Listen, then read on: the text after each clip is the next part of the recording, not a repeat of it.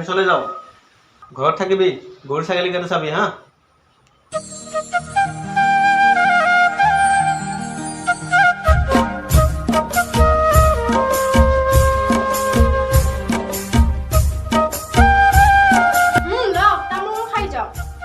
দে দেৰি হৈছে মোৰ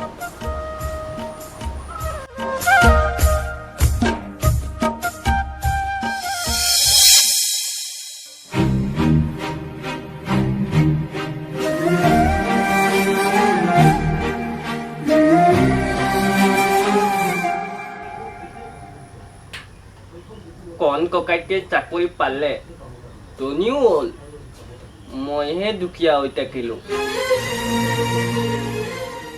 আই পিঠাত টাৰ্কিনেও আছে মাৰিব পৰা নাই কি কৰা যায় কণ ককাইতে ওচৰলৈ যাওঁ কিবা অলপ পাওঁ যদি মোৰে ভাল হ'ব আৰু বহুদিন বহু নহ'ব তাৰে ভাতো পোৱা নাই ভাত কেইটাও খাই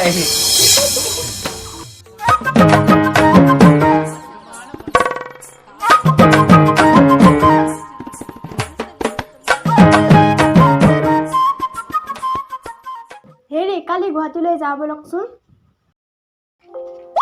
কিয় কি কিয় শ্বপিং কৰিব লাগে কিমান লাগে আৰু মাহ মাহে লৈয়ে থাকা দেখোন ইফালে মই মাথা মাৰিছোঁ 2 বিঘা মাটি ল'ম বুলি তুমিও মানে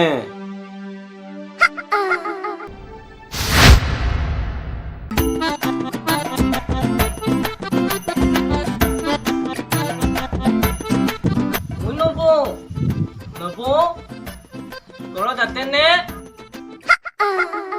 হ'ব দিয়া নালাগে মই বুজাৰ বাবে আপোনাৰ পইচা নাই নিদিয়ে কিয় চেনেহৰ ভাইৰা হেৰি ক'ৰ কি পাগলটোৰ নাম লৈছা তাক মোৰ ভাই বুলি চিনাকি দিবই লাজ লাগে মোৰ ক'ৰ যে কি মানে উলিয়াই থাকা তুমি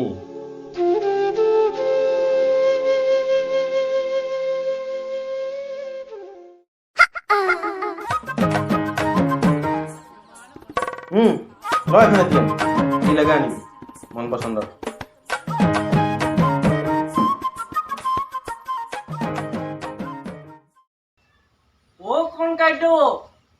কণকাইটো ঘৰত আছেনে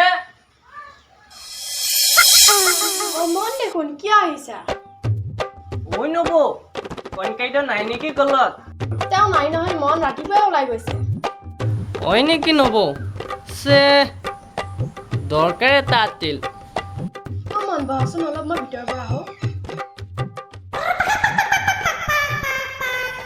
বাহ কণ ককাইতে বহুত ডাঙৰ ঘৰ বনাইছে বাহ কণ ককাইটো তই ইমান ধনী হলি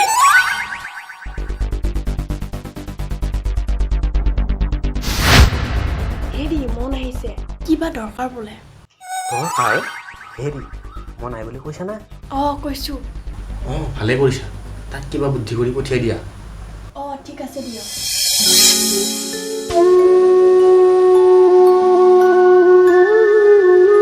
বৌ কণকাইটোক ফোন কৰিলে নেকি নাই তোৰ কি দৰকাৰ আছে মোকে ক দৰকাৰ মানে নবৌ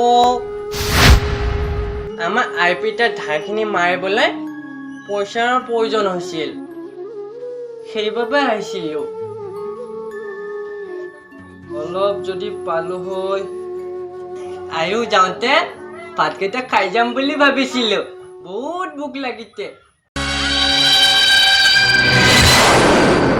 চামন আমাৰতো পইচাৰ গছ নাই লাগ বুলিলেতো জাগা টাকা দি দিব নোৱাৰি আমাৰে চলা টান আৰু থাকিল বাকী ভাতৰ কথা তই ঘৰতে খাবি মই ইফালে যাবলৈ ওলাইছোঁ মোৰ দেৰি হৈছে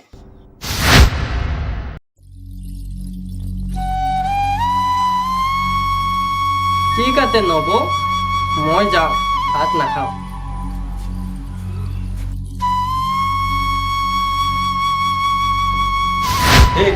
ক'ৰ কি পাগলটোৰ নাম লৈছা তাক মোৰ ভাই বুলি চিনাকি দিবই লাজ লাগে মোৰ ক'ৰ কি পাগলটোৰ নাম লৈছা চিনাকি দিবই লাজ লাগে বুলি চিনাকি দিবই লাজ লাগে মোৰ মোৰ ভাই বুলি চিনাকি দিবই লাজ লৈছা তাক মোৰ ভাই বুলি চিনাকি দিবই লাজ লাগে মোৰ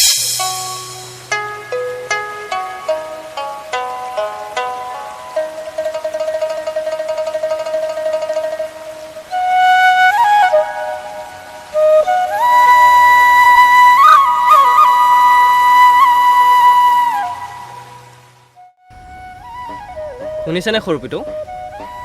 বৰষুণ এজাক আহিলে খেতিবোৰ বৰ ভাল হ'লে। হয় মহাজন দেউতা। আমাৰ সেই আগৰ দিনৰ দৰে খেতিও নহয় আৰু আগৰ দৰে মানুহে খেতিও নকৰে। আজিকালি চব ভেজাল, বেমাৰৰ প্ৰকোপো বেছি। হয় দিয়ক মহাজন দেউতা।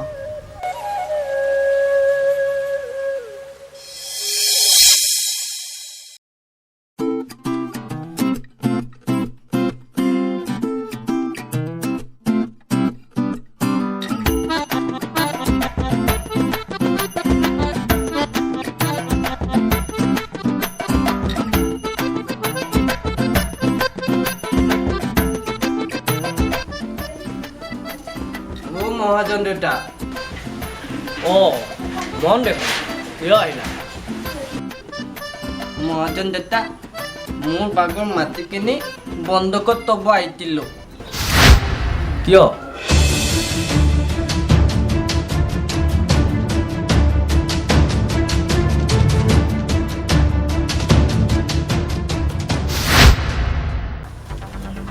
মন, তোৰ এইখিনি মাটিতো আগৰ পৰাই বন্ধকত আছে মোৰ তাত। মইতো বন্ধকত থোৱা নাই মহাজন দেউতা। এই আছা বিশ্বাস নহয় যদি ইয়াতে তোৰে চহী আছে।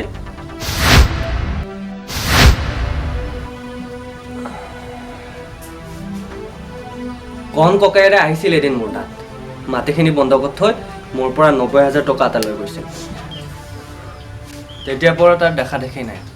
তেতিয়া চুক্তিমতে মই মাটিখিনি মোৰ নামত হৈ গ'ল।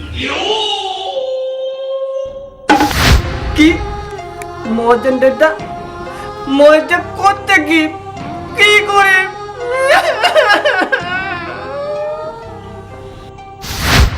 শুন মন, কথা এটা কওঁ।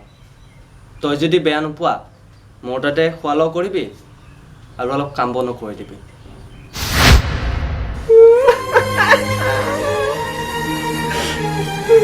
হ'ব দেউতা, হ'ব। হ'ব হ'ব, তই এতিয়া নাকান্দিবি, যা কিবা অলপ খাই ল, যা।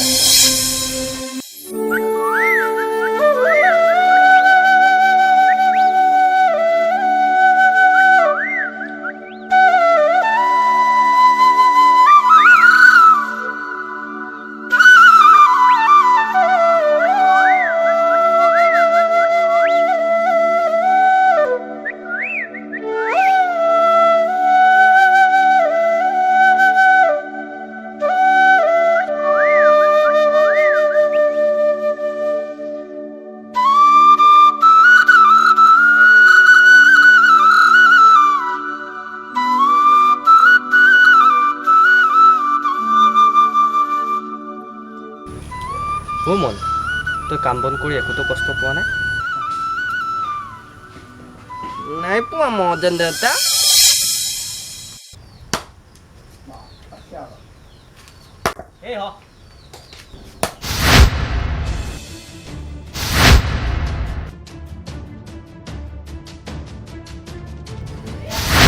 তেতিয়াৰ পৰা এটা কাম দিছিলোঁ সেইটো কামেই কৰিব পৰা নাই।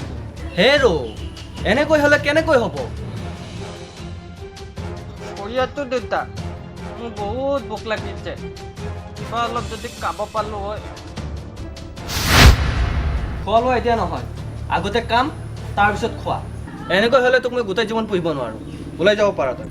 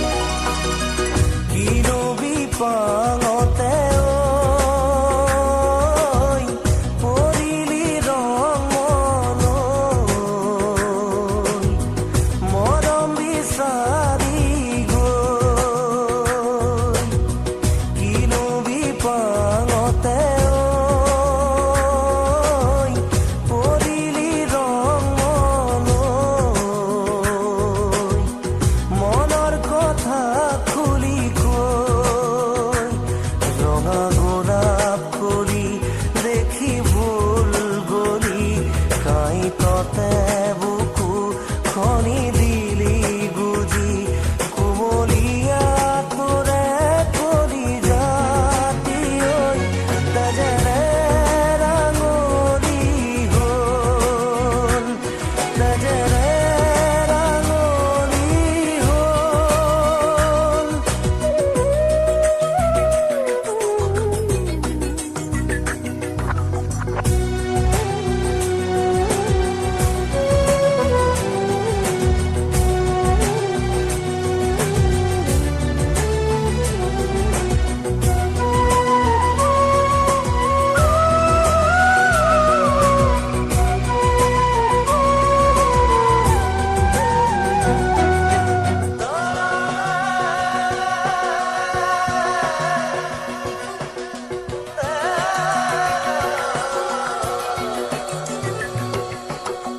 কাঁহ পিতলি